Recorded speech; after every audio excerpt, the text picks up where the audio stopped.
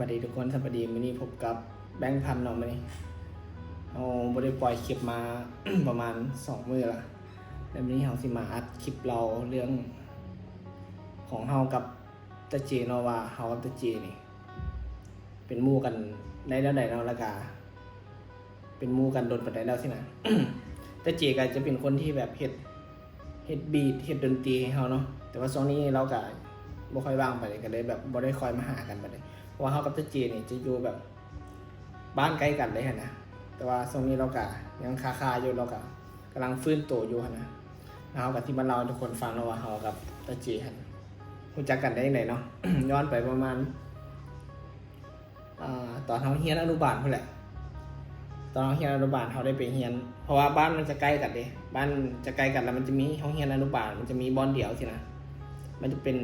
บอลรวมเลยสินะแล้วเฮาก็ได้ไปเข้าโรงเรียนอนุบาลบอลนึงเนาะจักชื่อหยังบ่ได้เฮาก็ลืมละเฮาได้ไปเข้าแล้วเฮาก็ไปเข้ากับพี่น้องเฮากับพี่น้องเฮาจะอายุซ้ำกัน แล้วก็เป็นผู้ชายกันเนาะแล้วตาเจนก็ไปเข้าอนุบาลให้กันแล้วก็ไปเข้ากับพี่น้องด้วยกันสินะตอนยังน้อยหั่นตาเจจะเป็นคนที่แบบขี้ดื้อเนาะทุกคนแล้วหมู่ของเราจะเป็นคนที่แบบตัวใหญ่นะหมู่ของเราจะเป็นคนที่ตัวใหญ่แล้วแบบมักกวนมักแกล้งคนอื่นอะไรแบบเป็นร้านบอสเนาะ ที่ไว้แล้วก็มักกวนเฮากับพี่น้องเฮาแหละพี่น้องเฮาจะชื่อหนึ่งเนาะก็มักกวนมากอย่างไรเฮาก็เฮียนตอนช่วงนั้นเฮาก็เฮียนอยู่อนุบาลเนาะเฮียนก็ได้ประมาณแบบจักปี2 ปีแหละเฮียนอยู่อนุบาลแล้วเฮาก็ยังจื้ออยู่เนาะเฮียนอนุบาลแล้วตอนที่ย้ายไปโรงเรียนประถมหันแล้วมันจะมีโรงเรียนประถมจะมีอยู่3 บอนใน3บ้านติดกันมันจะมี3 บอนเฮาก็ได้ไปเฮียนโรงเรียนประถมของบ้านเฮาบ้านปักซับเก่าตาเจก็ได้ไปเฮียนโรงเรียนประถมบ้านปักซับใหม่เนาะแล้วเฮาก็ได้ไปตอนนั้นหลังจากนั้นเฮาก็แบบบ่เห็นกันอีกเนาะหลังจากที่เฮียนอนุบาลแล้วตอนเฮียนอนุบาลเฮากับตาเจก็ยังแบบบ่ได้สนิทกันเนาะมีแต่แบบกวนกันซื่อๆนะแบบภาษาเด็กน้อย แต่ว่าเฮาจะเป็นคนที่แบบกวนคนอื่นบ่เป็นเนาะแต่ว่าเราหันแบบเรากวนไม่มักกวนคนอื่นนะแล้วแบบหลังจากที่แบบเฮียนอนุบาลเนาะเฮียนอนุบาลก็ได้ง่ายได้แยกออกจากกัน2 เฮียนเนาะเฮาก็ไปเฮียนเฮาก็เฮียนประถมมัน5 ปีแต่ว่าเฮียนตอนเฮียนประถมเฮากับเจบ่เห็นกันเลยเนาะเพราะว่า อยู่คนละโรงเรียนเด้เฮาก็เฮียนพอเฮาเราก็เฮียนพอเราหลังจากที่จบประถมปุ๊บเนาะขึ้นมาม.1เพราะว่าโรงเรียนมัธยม มันจะเป็นโรงเรียนเดี่ยวที่แบบเป็น3 บ้านแล้วมันจะเป็นโรงเรียนเดี่ยวที่แบบเป็นโรงเรียนมัธยมใหญ่ของบ้านเฮาเนาะ ชื่อว่ามัธยมสมบูรณ์บ้านนาพอกแล้วหลังจากที่มาเข้าโรงเรียนปุ๊บเนาะจะเจก็จะแบบจับเกียร์แหละจับเกียร์ที่มันแบบจับเกียร์แล้วก็เขียนชื่อตัวเองนะเพราะว่าไปจองโต๊ะเฮากับไปบ่ทันเนาะก็ยังโต๊ะตอนนั้นเฮาน่าจะนั่งโต๊ะเดียวกับตาเจตอน2 เรียนม.1นั่งบ่เบิดเทอมซ้ำเนาะแล้วเฮาก็แบบก็ได้ย้ายไปคนนั่งคนละบอลเนาะตอนนั้นก็ยังบ่ทันได้แบบดินนำกันนี่หั่นแหละย้ายไปนั่งคนละบอลเฮาก็ย้ายไปนั่งน้ำมอนหมวดที่แบบนักเรียนที่แบบขี้ดื้อเนาะเฮาก็แต่เฮาก็ขี้ดื้อแน่เฮาก็เลยแล้วตาเจก็ขี้ดื้อพอเราหั่นแหละแต่ว่าเราก็เฮาตอนนั้นบ่ทันได้แบบเป็นหมู่หยังกันหั่นนะหลังจากเรียนมา ช่วงประมาณม.2 บ่วะหรือม.3 เขาก็นั่งยิงปีทุกคนน่าจะเห็นคลิปเนาะที่แบบคลิปยิงปีหลายคนที่แบบอาจจะบ่ฮู้เนาะไปเบิ่งในช่องไผก็ได้ช่องไอ้กบก็เอาลงคลิปยิงปีกันช่องไอ้เฮาก็เอาลงกัน หลังจากที่แบบเฮานั่งยิงปีกับพี่น้องเฮาเนาะเฮาจะเป็นคนที่สนิทกับพี่น้องเฮาเพราะว่าเรียนอยู่ห้องเดียวกันแล้วก็อายุก็ไล่เลี่ยกันเลยแต่ว่าเฮาก็นั่งยิงปีแล้วตาเจียนเราเป็นคนขี้ดื้อแล้วเนาะ เราก็มากวนอย่างนั้นแหละแล้วเฮาก็ถามตีเนาะถามตีกันสิตีกัน ตอนม.2ที่ตีกันส่วนเพราะว่าโรงเรียนมันจะเป็นโรงเรียนเขตนอกเลยมันจะบ่มีหัวเพิ่นยังเฮ็ดบ่ทันแล้ว หัวเพิ่นยังเฮ็ดบ่ทันแล้วแล้วหลังโรงเรียนหั่นมันจะเป็นหนองน้ำที่แบบคนยางข้ามไปได้เพราะว่าหัวเฮ็ดยังบ่ทันแล้วเด้ตาเจก็แบบผิดกันเนาะ ตาเจก็ส่วนเฮาลงไปตีอยู่หนองเฮาก็บ่กล้าเนาะเฮา เฮาก็ตัวน้อยเด้ก็ตีไปบ่เป็นตาเจก็ว่าไป สิได้ไปตีกันที่หนองไปแต่เด็กแต่ว่าเฮากับบ่กล้าเลยบ่ได้ไปตีกันหรอกหลังจากนั้นก็เฮียนมาแต่ว่าแต่ช่วงม.3 ช่วงม.3หันตะจีจะแบบจะหมกมุ่นอย่างเดียวเลยนะกับโทรศัพท์ของเรา เราจะเฮ็ดแบบเพลงดันเราจะมีโทรศัพท์แต่ว่าบ่ได้เฮ็ดในคอมเลยทุกคนเฮ็ดเพลงดันเฮ็ดในโทรศัพท์แหละตอนนั่งเฮียนเราก็กองโตแล้วก็มีสายหูฟังแล้วก็ใส่แบบเฮ็ดเพลงดันอย่างเดียวนะตอนนั้นเพราะว่าตอนนั้นเราก็ยังเริ่มวานในเริ่มเฮ็ดบีท เราก็เฮ็ดเพลงดันเฮ็ดก็เฮ็ดไปเรื่อยๆเฮ็ดไปเรื่อยๆจนเราแบบเพลงดันเราเริ่มดังขึ้นมาเนาะเพลงดันเราเริ่มดังขึ้นมาเราก็ได้เงินจากเพลงดันตอนนั้นก็ได้หลายเติบเลยตอนนั้นเพราะว่าตอนนั้นยังเรียนอยู่ม.3 เลยได้หลายเราก็ เฮ็ดแล้วบ่ฮู้ว่าช่วงไหนที่เราแบบเริ่มเฮ็ดจากเฮ็ดเพลงดันเรามาเริ่มเฮ็ดบีทเฮ็ดดนตรีเนาะเพราะว่าตอนย้อนไปโดนๆว่าในช่อง YouTube ตะจีบบ่รออีกช่องนึงบ่ล่ะเราจะเฮ็ดคลิปสอนเกี่ยวกับเฮ็ดดนตรีนั่นแหละ แต่บ่ฮู้ว่าเราน่าจะเริ่มเฮ็ดตอนนั้นแหละเราก็เริ่มเฮ็ดประมาณช่วงม.4 ม.5 เฮาก็ยังบ่ทันเล่นนํกันม.4 ม.5 เฮาก็เห็นตาเจียเพราะว่าเฮือนเฮาหันมันจะติดกับโรงเรียนมันติดกับโรงเรียนแล้วแบบตาเจียมักลิ้นกับคนในหอบ้านเฮาเนาะจะเข้าไปลึกๆเราก็ขี่กายหน้าหอมเฮือนเฮาทุกมื้อแต่ว่าบ่ทันได้ลิ้นนํกันเลยเราขี่รถ M แดงที่แบบเราขี่ M แดงตอนนั้นแหละที่เฮามาหาทีมงานครั้งแรกแล้วก็ขี่กายไปทุกมื้อกับพี่น้องเราที่แบบตัวใหญ่ๆที่แบบมักกว่าเฮาตอนอยู่ประถมเนาะแล้วก็ขี่กายทุกมื้อแต่ก็ยังบ่ทันได้ลิ้นนํกันนะก็เริ่ม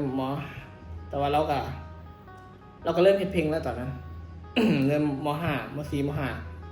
.5 เราก็เริ่มเฮ็ดเพลงแล้วแต่เฮาก็ยังบ่ทันเล่นน่าจะประมาณช่วงม.6 บ่ม.6 นั่นใกล้ที่เข้าม.7 เนาะเฮาก็ได้มีโอกาสที่แบบตาเจก็เห็นเฮาแบบมักร้องเพลงเนาะเพราะว่าเฮามักเอากีตาร์ไปโรงเรียนนำเลย ตาเจก็เห็นเฮามาร้องเพลงแล้วเราก็เลยว่ามาสิลองไปเฮ็ดเพลงแล้วกันบ่ตอนนั้นเพราะว่าตอนเราเฮ็ดเพลงเราเฮ็ดกับไอ้ตาย KT Galaxy ทุกคนอาจจะฮู้เนาะพี่ว่าเราร้องเพลงเบากับมาก่อนกับตาเจเดี๋ยวเฮาสิขึ้นให้เบิ่งเนาะเราเฮ็ดแต่ว่าเฮาก็ลิ้นกับไอ้ตายแน่แต่ว่ากันโดนๆได้ลิ้นนํกันเทื่อนึงแหละไอ้ตายว่าก็มาเพลงคือกันตัวนี้ เฮาก็เลยแบบแล้วก็ลองสอนมาเบิ่งเราก็น่าจะว่ากับตาเจลองสอนเฮ็ดเพลงเบิ่งตอนนั้นเฮายังเฮ็ดเพลงบ่เป็นเนาะทุกคนแบบแต่งเพลงนี่แต่งบ่เป็นเลยเพลงแรกที่เฮาร้องเนาะเฮาร้องกับ KT Galaxy หรือว่าชื่อเราสุดตายไอ้ตายเนาะปล่อยลงช่องตาเจเนาะเดี๋ยวเฮาสิขึ้นให้เบิ่งเนาะบัดนี้แม่นเพลงแรกเลยที่เฮาร้องแล้วก็คนที่แต่งให้แม่นตาเจกับไอ้ตายซอยแต่งนํกันเฮายังแต่งเพลงบ่เป็นตอนนั้นแล้วก็เริ่มเฮ็ดเพลงมาเริ่มเฮ็ดเพลงแล้วเฮาก็เริ่มมีเพลงในช่องตัวเองแต่ว่าก็บ่ค่อยมีเพลงเพราะว่าเฮายังแต่งเพลงบ่เป็นตอนนั้นก็เฮ็ดมาเรื่อยๆแล้วแบบช่วงที่แบบสีมาพบกับทีมงานเฮาก็ช่วงม.7 บัดนี้เฮาก็เริ่มไปกับตาจีดูแล้วบัดนั้นไปเฮ็ดเพลงไปหั่นไปนี่ก็ไปนํกันละแบบโตติดกันนะทุกคนเฮาก็ได้ไปเฮ็ดเพลงตอนนั้นก็ยังบ่ทันได้อันนั้นไปเลยดอกเฮานี่แต่งเพลงบ่เป็นเลยตอนนั้นก็เฮ็ดไปเรื่อยๆจนจบม.7 เนาะทุกคน แต่ว่าก่อนที่จบม.7 หันเฮาก็เที่ยวมาหาจ่วยไอ้โสตลอดอยู่แต่ว่าช่วงมาเฮามาก็มาช่วงวันเสาร์วันอาทิตย์เพราะว่าเฮายังเรียนอยู่เด้แล้วเฮาก็มาเที่ยวมาตลอดก็เริ่มรู้จักกับทีมงานหลายขึ้นเนาะแล้วหลังจากจบม.7 ปุ๊บแม่นบ่ จบม.7 ปุ๊บหรือว่าช่วงโควิดบ่วะตาเจช่วงโควิดหั่นเฮากับตาเจก็แบบอยู่คนละบอนกันเนาะแต่ว่าตอนนั้นเฮาเคยกักตัวกับตาเจ2คนเนาะเดือนนึง คิดว่าติดโควิดเคยไปกักตัวแล้วกันแบบตุ่นรู้สึกว่าตุ่นขนาดเลยจนแบบสนิทกันแฮงเลยหั่นน่ะกักตัวอยู่เพราะว่าห้องนั้นจะมีแต่เฮากับตาเจนอนนำกัน2คนเลยแบบกักตัวนำกันก็เฮ็ดเพลงนำกันแบบตาเจก็มีคอมเลยก็เฮ็ดแต่เฮาก็ยังแต่งบ่เป็นตอนนั้นก็จนสนิทกันแล้วแล้วหลังจากนั้นแบบจบปุ๊บแม่นบ่จบปุ๊บตาเจก็ได้มาอยู่กับจุไอโสเลยเพราะว่าตาเจเฮ็ดบีทเด้เฮ็ดบีทให้จุไอโสแล้วเราก็ได้มาอยู่กับจุไอโสเฮาก็ตอนนั้นเฮาก็ยังบ่ทันได้มาอยู่เนาะเฮาก็เที่ยวไปเที่ยวมาตาเจส่วนมันดินเนี่ยเฮาก็มานั่นแหละแบบหลังจากนั้นเฮาก็มาดูแล้วมันก็ไกลแน่เนาะทุกคน ตาเจก็มีห้องแน่สินะตอนอยู่ในไอโสตาเจก็มีห้องเฮาก็เลยแบบมานอนนำตาเจ แล้วโดนๆก็กลับบ้านทีนึงเนาะเขาก็มานอนแล้วเขาก็หลังจากนั้นมันก็โดนไปแบบผู้ใหญ่เห็นเขาแบบมีเบี้ยงอย่างเพิ่นกับห้องไซเนาะเขาก็ เขาก็ไปให้เบิร์เขาก็ใส่ง่าย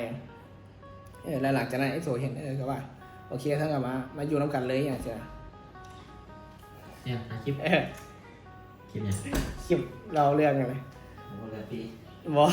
ฮัลโหลมอง หลังจากที่แบบ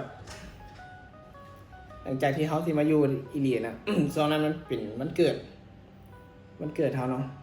มันเกิดเขากับบริษัทไผ่เนาะพอบ้านเขามันอยู่ไกลแต่จะมีแต่มาน้ำกันมีแต่เขาตาเจแล้วก็ไอโซกหรือว่าแทมเปอร์บอยแล้วก็ HCS 73หรือว่าสุรีเนาะชื่อเราเขาก็ จัดลงบริษัทลงกลุ่มแหละเพราะว่ามันไก่นะทางทางตอนนั้นมันบอลในทางบ้านเรายังบอลได้เป็นคอนกรีตเลยมันก็ไก่เนี่ยก็เลยแบบบริษัทไผ่จุดไอโซน่าจะแบบ นัดกับตาเจเนาะว่าไอสั้นที่ไปแบบเซอร์ไพรส์เนาะเวลาที่ไปเซอร์ไพรส์แล้วเราก็ไปแล้วเขาก็ยังตกใจแบบไก่วันนี้ยังนะ อีกตัววะ คิดว่าไก่วันนี้เราก็ยังไปหาอย่างนั้นนะ แล้วเรากลับไปไปเว้าไปลมกับแม่เขาเนี่ยว่าไม่ต้องเป็นห่วงดอกอย่างสินะว่าแบบอยู่น้ำเล้าหันอย่างสินะหลังจากนั้นเขาก็แบบอยู่น้ำจุ๋ยสวยแหละโดนเขาก็ได้กลับบ้านเท่านึงก็แบบเฮ็ดเวียกอย่างซอยเราหันแหละแต่ว่าแล้วก็หลังจากที่นั้นเขาก็อยู่สตูเก่าหันได้ประมาณ2 ปีป่ะหรือว่า3 ปีแล้วสตูเก่ากันเลยได้เริ่มแบบแยกง่ายกันเนาะแยกง่ายกันเขาก็ได้มาอยู่กับตาจี2 คนกับไอเท่ตอนนั้นไอเท่เซาเหือนเขาก็ได้มาอยู่กับตาจีอยู่ตามนิสัยเขาก็นอนก็เฮ็ดเพลงแล้วกันแล้วเขาก็เริ่มตอนทำมาอยู่สตูเขาก็เริ่มแต่งเพลงเป็นแล้วสินะ พออยู่น้ำเพลงตลอดเลยแต่ว่าก่อนสิมาเขาแต่งเพลงบ่เป็นเลยเขาก็ได้แต่งตลอดเขาก็เริ่มแต่งเป็นอะไรอย่างนะเขาก็เริ่มเฮ็ดเพลงเรื่อยๆสลายจะได้ห้องกับตะจีแล้วก็ลงซ่องเราเนาะสลายหลังจากมันอยู่ตามนิสัยได้ประมาณปีหนึ่งแหละสัญญาเซามันกับเบิดแล้วแบบ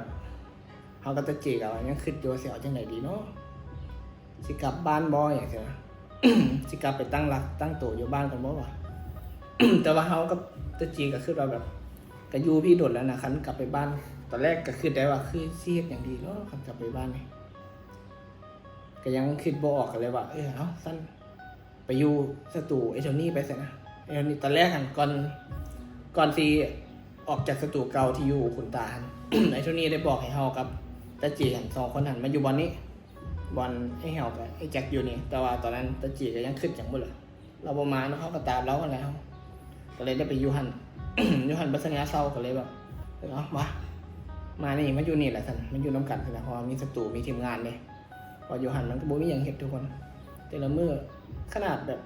หนทางมันก็ยังขี้ฝุ่นนะอากาศมันบ่บริสุทธิ์นะเราเลยตัดสินใจว่าสันติมาอยู่นี่สินะ แต่บัดฮอดสมมุตินี่ก็ยังเห็ดท้องบ่ทันแล้วเนาะแต่ตาจีเราก็ยังอยู่แถวใกล้ๆกับแถวตามีไซแหละเราก็ยังอยู่ห้องเสาอยู่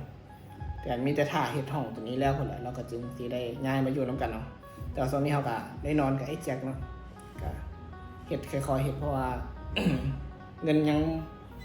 เฮ็ดยังบ่พอเนาะเขาก็ได้ค่อยๆเฮ็ดไปเพราะว่าคันมันพอก็สิได้เฮ็ดบาทเดียวหั่นน่ะให้มันแล้วแต่ว่ายังบ่ทันพอเนาะก็ได้คอยเฮ็ดเท่านั้นหน่อยนี่แหละเนาะเรื่องราวของเฮากับตาจีที่แบบฮู้จักกันมาแต่อนุบาลเนาะแต่ว่าบ่ได้ลิ้นนํกันส่วนสลายแม่นเฮาจะลิงกับวัดหมู่เฮาแบบอันนั้นเนาะตะจีเราก็จะไปแบบกับพี่น้องเราแล้วเราก็ไปกับพวกเฮ็ดเพลงใช่เนาะหลังจากนั้นเฮาก็แบบได้มาลินน้ำกันก็เลยแบบลินน้ำกันยาวเลยใช่เนาะจะเป็นหมู่กันมาได้โดนเลยเดี๋ยวนอกกันเรื่องเป็นเรื่องราวของเฮากับตะจีเนาะว่าเฮากับตะจีได้เป็นหมู่กันได้เลยเนาะก็ย้อนเพลงเนาะจึงเฮ็ดให้เฮาแบบได้ฮู้จักกันได้เป็นหมู่กันเนาะคันแบบบ่มีเพลงเฮาก็บ่คิดว่าเฮากับตะจีน่าจะได้ลินน้ำกันเนาะแบบอุดมคติเดียวกันแบบมักในสิ่งเดียวกันเฮาเลยไปน้ำกันได้เนาะนั่นแหละก็เป็นเรื่องราวของเฮากับตาจีเนาะว่าเฮากับตาจีเป็นหมู่กันได้ยังไงคลิปเฮาก็น่าจะจบเท่านี้เนาะคันว่ามีเรื่องเราอย่างอีกหรือว่าอยากฟังเรื่องเราของใครอีกอะคอมเมนต์เข้ามาเนาะทุกคน